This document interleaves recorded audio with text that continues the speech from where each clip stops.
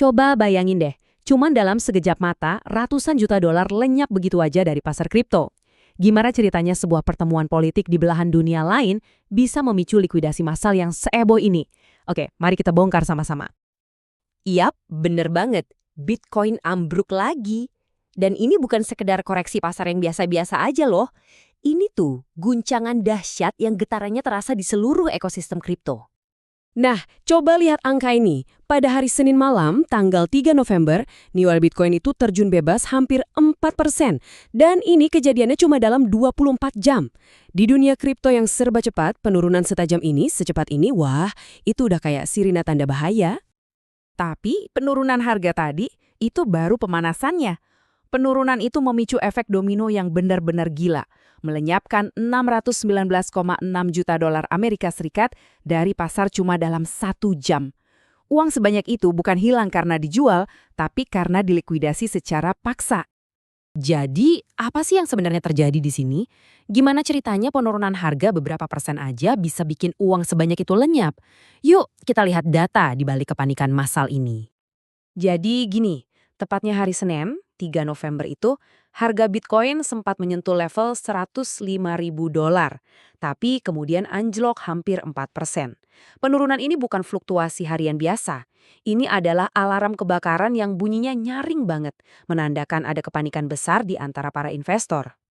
Nah, disinilah ceritanya jadi makin seru. Ratusan juta dolar itu perginya kemana? Jawabannya itu bukan hilang, tapi dihapus.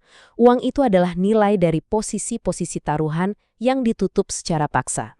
Nah, untuk ngerti ini kita harus tahu dulu apa itu yang namanya posisi long. Posisi long. Mungkin Anda sering dengar istilah ini. Tapi, apa sih artinya? Istilah ini adalah kunci buat membuka misteri kenapa ratusan juta dolar itu bisa lenyap dalam sekejap. Gampangnya gini deh, posisi long itu taruhan kalau harga bakal naik. Anda beli Bitcoin terus berharap harganya meroket, jadi nanti bisa dijual lagi dan dapat untung. Ya, sesederhana itu logikanya. Tapi proses likuidasinya, wah ini brutal dan cepet banget. Bayangin Anda pasang taruhan besar kalau Bitcoin bakal terbang ke bulan. Tiba-tiba pasar berbalik arah, harganya anjlok. Bahkan sebelum Anda sempat ngapa-ngapain, platform bursa secara otomatis menutup posisi Anda. Mereka jual paksa aset Anda untuk menutupi kerugian. Itulah likuidasi. Dalam sekejap, semua bisa hilang. Dan seberapa besar dampaknya? Gila banget. Menurut data dari CoinGlass, total nilai posisi yang dilikuidasi cuma dalam 1 jam itu setara dengan 10 triliun rupiah.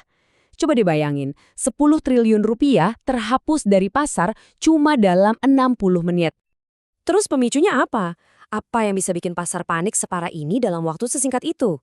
Jawabannya mungkin bakal bikin kaget.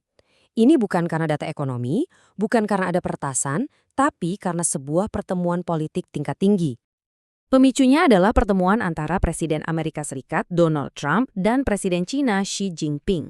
Sebelum pertemuan, pasar tuh nahan napas. Semua berharap ada kabar baik yang bisa bikin adem ketegangan global. Tapi yang terjadi justru kebalikannya. Nah, ini dia jurang pemisah antara harapan dan kenyataan. Di satu sisi, investor itu udah mimpi kalau pertemuan ini bakal bikin Bitcoin terbang ke rekor tertinggi baru. Di sisi lain, kenyataannya pertemuan itu sama sekali nggak sesuai ekspektasi. Hasilnya, kekecewaan massal yang langsung memicu aksi jual besar-besaran. Kejadian ini tuh lebih dari sekedar angka yang naik turun di grafik ya. Ini adalah pelajaran yang sangat penting tentang bagaimana dunia aset digital yang katanya terdesentralisasi ternyata sangat-sangat terikat dengan apa yang terjadi di panggung politik global. Jadi kalau kita rangkum ceritanya, intinya ada 3 poin. Pertama, harga Bitcoin anjlok drastis. Kedua, anjloknya harga ini memicu likuidasi massal yang menghapus ratusan juta dolar. Dan ketiga, semua ini ternyata dipicu oleh satu hal, kekecewaan pasar terhadap hasil pertemuan politik AS-China. Dan pelajaran terbesarnya adalah ini, ilusi bahwa pasar kripto itu sebuah dunia yang terpisah, yang kebal dari urusan dunia luar, sekarang benar-benar hancur. Peristiwa politik global ternyata punya kekuatan untuk menciptakan atau menghancurkan nilai aset digital hanya dalam sekejap. Bitcoin bukan lagi aset anak bawang, tapi sudah jadi bagian dari denyut nadi keuangan dunia. Nah, semua ini membawa kita pada satu pertanyaan besar untuk masa depan. Kalau cuma satu pertemuan politik aja bisa menyebabkan kehancuran pasar sebesar ini, apa sebetulnya arti kata desentralisasi bagi aset digital? Dan seberapa rapuh sebenarnya ekosistem ini?